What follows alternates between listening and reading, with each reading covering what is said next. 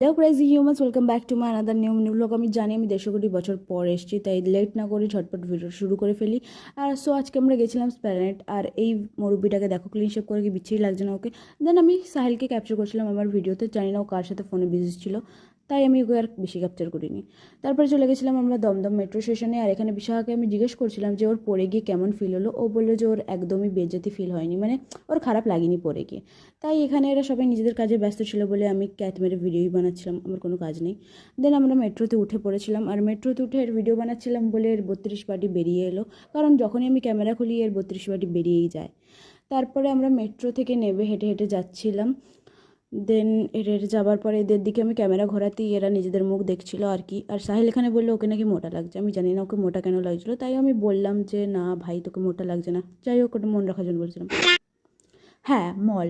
আমরা স্প্ল্যানেড যাব আর এই মলটায় ঢুকবো না, এটা হতেই পারে না। এখানে সাহিল গেছিলো বেসিক্যালি ওর একটা শার্ট ট্রায়াল করতে, বাট ওখানে ট্রায়াল করতে দেয়নি ট্রায়াল রুমে, কারণ ওই শার্টটা বাইরে দিয়ে কেনা ছিল।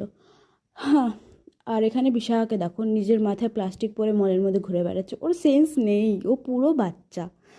দেন আমরা গেছিলাম, এখানে জিন্স কিনছিল ওরা, আমি তো কিছু কিনিনি বাই দ্য ওয়ে।